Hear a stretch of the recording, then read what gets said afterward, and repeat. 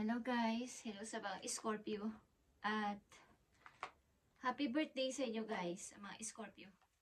Kung kayo Scorpio na mapapadaan dito sa channel is happy birthday sa inyo guys. November 17. Scorpio, ano man itong lalabas na message for you is ito ay para sa iyo today. Okay, November 17. At maligayang kaarawan sa inyo guys. Sino ba na nagbe-birthday ngayong November 17 hanggang November 21 is happy birthday. At sa mga tapos nang mag-celebrate ng kailang kaarawan is belated happy birthday Scorpio. Okay, unahin natin ang inyong yes or no message. Andito ang no. Scorpio, hidden dangers and stillness. Proceed with caution. Okay.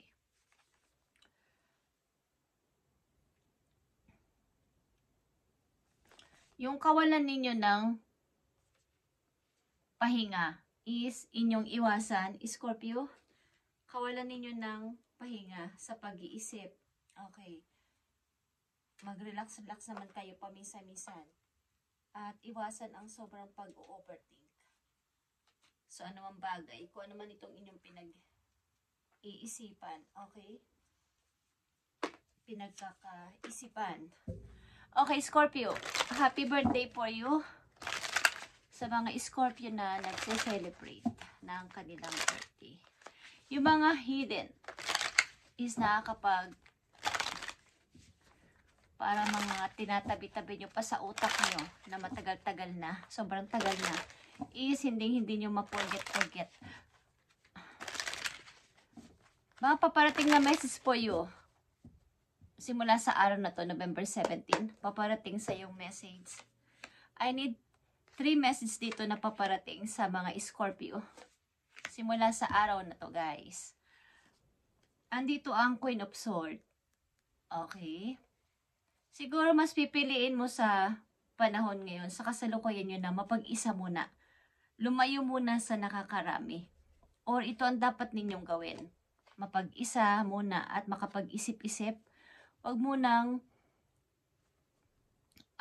gamitin ang inyong emosyon sa walang kabuluhan na bagay.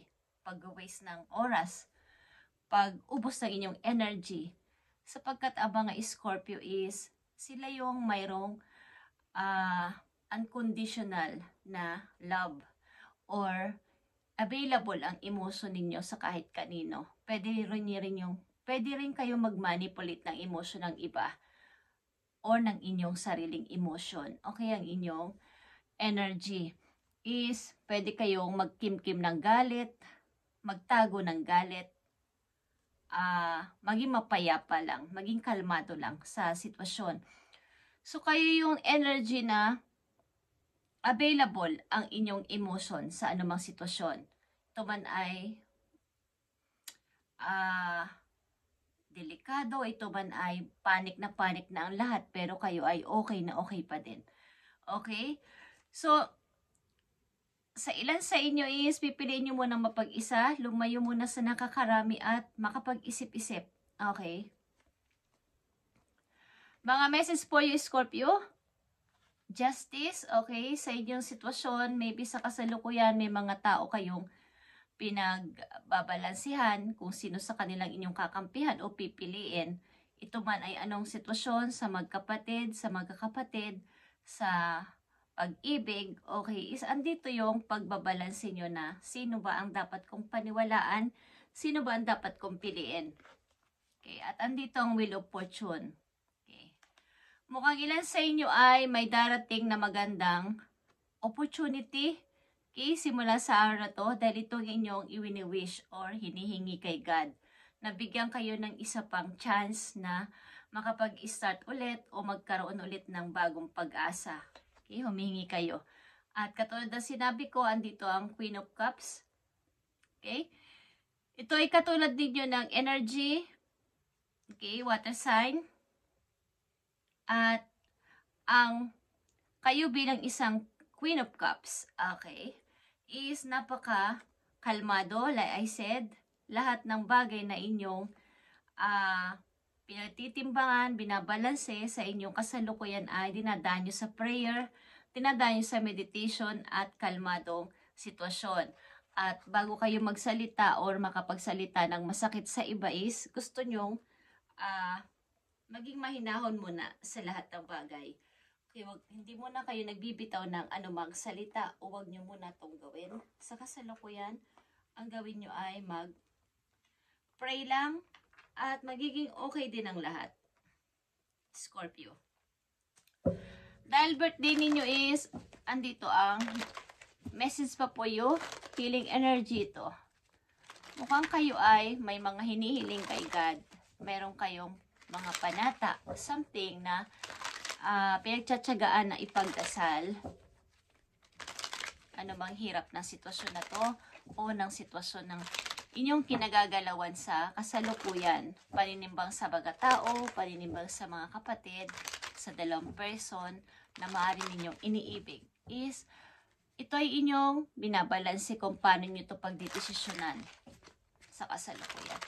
Okay, Scorpio, andito ang healing energy for you. Message for you. Andito ang elevation, guys. I free myself from fear and trust the universe. I direct my thoughts to the beauty inside and around me. I use my spiritual strength and knowledge to create light and rise above all doubt. Okay, yung mga alalahanin, yung mga pagdududa sa sarili is gusto nyo itong i-release or pakawala na. Sapagkat binibigyan nyo, gusto nyo bigyan ng freedom ang inyong sarili na wag nang matakot. Wag na magkaroon ng pagdadoubt sa lahat ng iisipin at pagdedesisyonan. Okay. Maring ito ay may kinalaman sa inyong titingnan natin to, guys. Ano ba ang inyong kasalukuyang naranasan about dito? Bakit ganito inyong sobrang pagtitiis o pagtsatsaga sa sitwasyon na to? Ang ilan sa inyo ay lalayo muna sa nakarami at gusto munang i-relax ang sarili. Scorpio, at ito ang dapat ninyong gawin, ang magkaroon ng kalayaan, lalo na sa inyong nadadali kasi dito inyong emosyon, ng inyong masyado kasi kayong maunawain sa lahat ng bagay. Okay? Sa mga Scorpio na nandito sa reading, tingnan natin na ang dapat ninyong gawin o mga dapat na mangyari sa inyo. Simula sa araw na to, November 17, at happy birthday again and again sa inyo, guys, sa mga Scorpio. Okay. Mukhang ang ilan sa inyo ay merong gusto mag-aya ng date o gusto kayong ilabas or ayain sa labas na kumain man lang, mag-relax or i-date kayo. Mukhang bata sa inyo, guys. At maring may konting pagdududa. Okay. Mga dapat nyong malaman, andito ang Page of Wands. Okay. Andito ang Ace of Wands. At andito ang Ten of Wands. Ito ay puro wands at ito ay ang inyong desire, ang inyong passion is gusto nyo talaga ng freedom. Gusto nyo masunod ang inyong gusto na walang pumipigil at walang naghuhusga sa inyong mga tao. At gusto nyo munang lumayo, like I said, sa nakakarami at pakinggan muna ang sarili this time. Okay? Sa ilang Scorpio.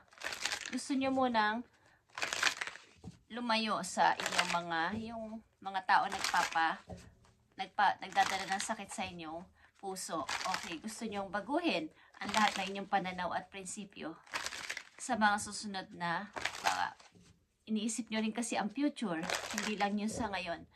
Okay, at dalawa pang message po yun na mahalaga dito.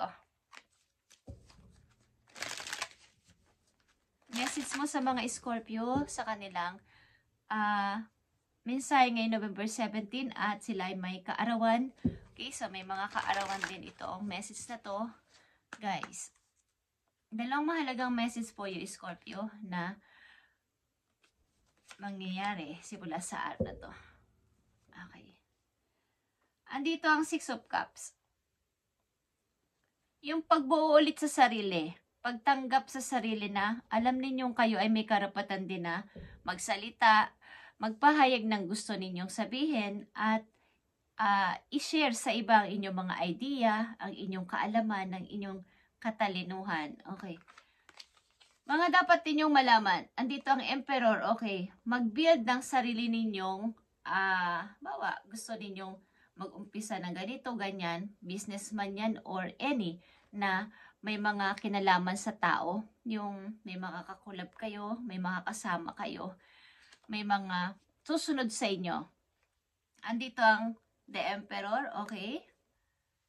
Pagbuo ng mga plano na alam ninyo na, halimbawa is kahit napakatagal ninyong pinag-isipan, is ito yung plano na alam ninyong may kasiguraduhan na magkakaroon ng halaga or mapapakinabangan nyo sa future, Scorpio.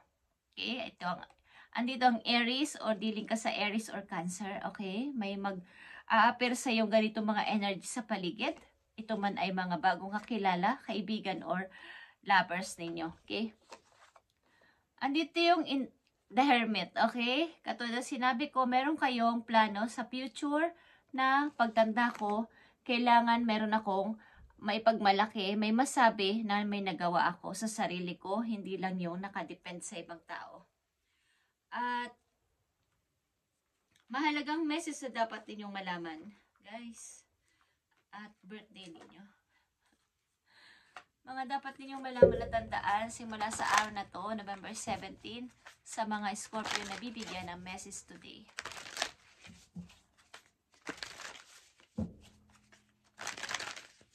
May darating sa inyong opportunity at ito ay inyong itry. Okay, Scorpio? Maring ang pag-ibig na dumating sa buhay ninyo o may pag-ibig na nagpaparamdam sa inyo, may konti kayong pagdududa. Pero ito ay maring seryoso, kaya lang ay kailangan ng konting pagpapasensya. Okay? Nag-iisip kayo ng mangyayari sa inyo sa future pag kayo nagretiro na or maging wala ng trabaho, is ano ba ang dapat kong i-build? Ano ba ang dapat kong itayo? Ano ba ang dapat kong umpisahan? May kinalaman to sa pamumuno, Scorpio. Okay? Yung ikaw yung mangunguna. Tingnan natin, Scorpio, ang message for you na mahalaga ngayong November 17. Okay, step into your power. Katulad ng message ninyo, humakbang kayo na ipakita ninyo na kayo ay merong kakayanan, na mayroong kayong mga, at ito din ay quarter moon in Aries. Okay, maaaring malakas ang Aries sa inyong chart. Meron kayong makakasalamuhang Aries o talagang ito ay inyo ng kapartner sa buhay or lovers ninyo, asawa ninyo ang energy ng Aries. Okay, o may anak kayong Aries. Okay, o may kasama kayo sa buhay na mala Aries ang dating. Okay, mala Emperor. Okay, guys. Ibig sabihin nito, step into your power is ipakita mo na kaya mo na mag-start din naman ng sarili ninyong yung galing sa inyong idea, hindi galing sa ibang tao o susunod ng ibang tao. Yung sarili galing sa inyong mismong isip na ito kaya yung i-start ko, ito kaya yung gawin ko. Okay? At para mas malaman ninyo ang pwede ninyong maging career kung kayo ay nasa isa ng trabaho at meron pa kayong mga iniisip na bagong gagawin sa buhay. Tingnan natin, Aries, sa mga Scorpio na nandito. Okay. Meron sa inyong dealing na Aries, maybe. Tingnan natin, Scorpio, ang maaaring mga career pa na pwede ninyong i-start o i-try. Okay. Scorpio, tingnan natin ang career ninyo. Andito ang wisdom at ito ay wisdom din, guys. Okay? Wisdom is perfection. You won't move forward if you don't conquer the fear of failure. Okay.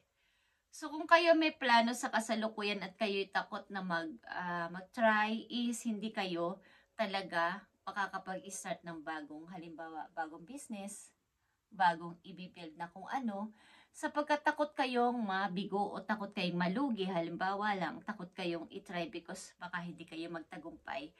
Hindi yun matutuloy-tuloy, Scorpio. Kailangan itry ninyo at huwag nyong palaging isipin na baka may mali, baka hindi ako mag-success.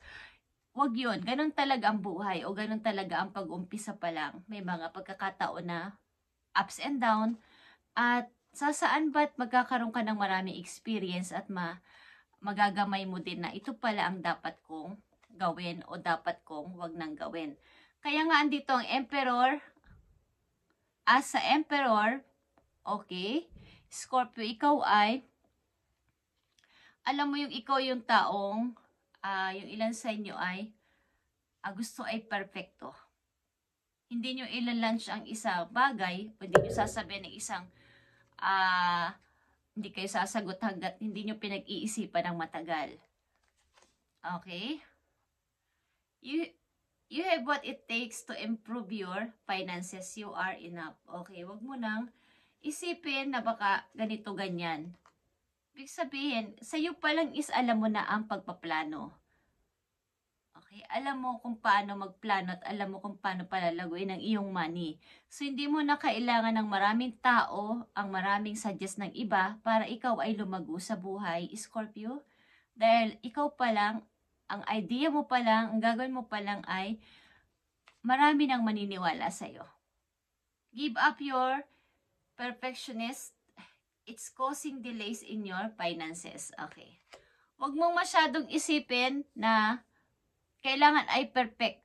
Kailangan ay perfecto ako. Kailangan ay walang mangyaring masama. Kailangan ay walang mangyaring pagkalugi or pagkabagsak. Pag inisip mo lang, inisip ito, magkakaroon ng delays ang iyong kaperahan, Scorpio. So, nakita nyo ba ang windfall dito na sunod sa inyong message?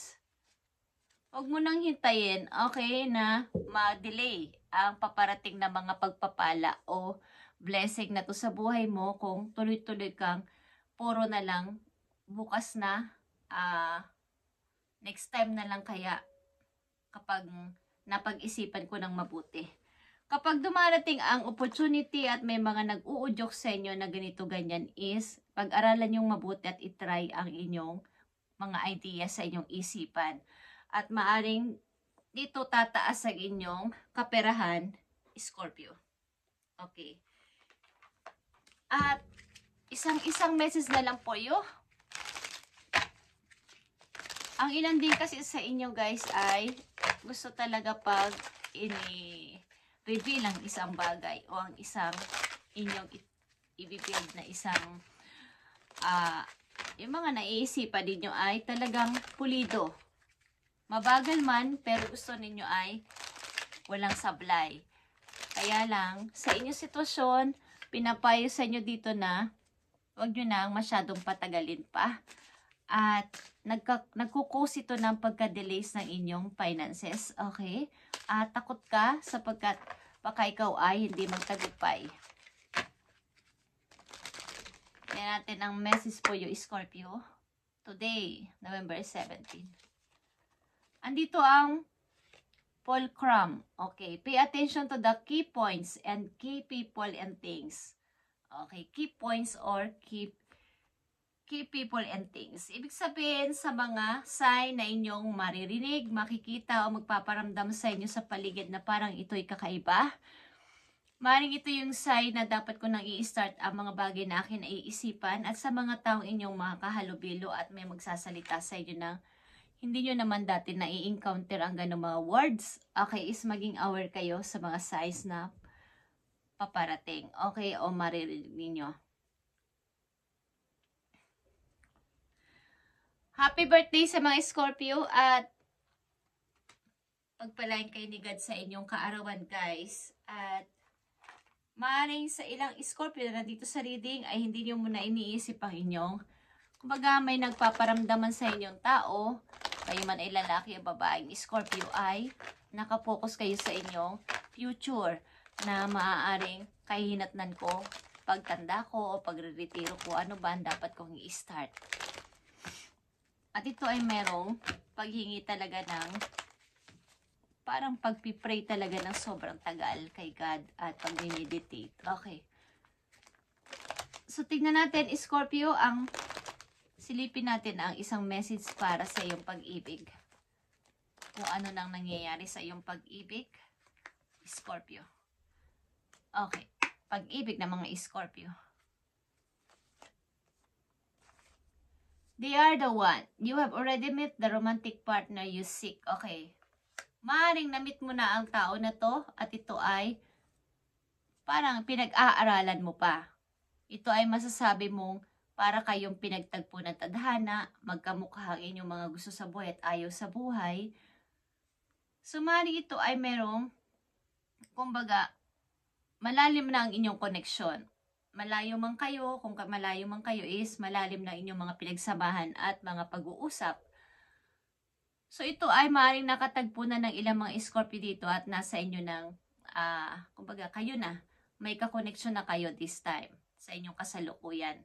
Okay, Scorpio, thank you and God bless. Scorpio, at happy birthday sa inyong lahat, guys. At i-update natin to sa mga susunod na araw para sa inyo. At shout out sa lahat ng Scorpio yung nagbe-birthday today at sa mga tapos na mag-birthday, belated happy birthday sa inyo, guys. At lumago pa kayo sa kaperahan at maging okay ang inyong, maging healthy pa ang inyong mga kalusugan at huwag masyadong mag-overthink sa mga bagay-bagay na tapos na, is i-forget na to ng mas madali kasi tayo magkukusa inyo ng dangers or magkakaroon kayo ng parang kasi ilan sa inyo ay tahimik at tinitiis ang mga nangyari sa kailang buhay. Okay? Thank you, Scorpio, and God bless.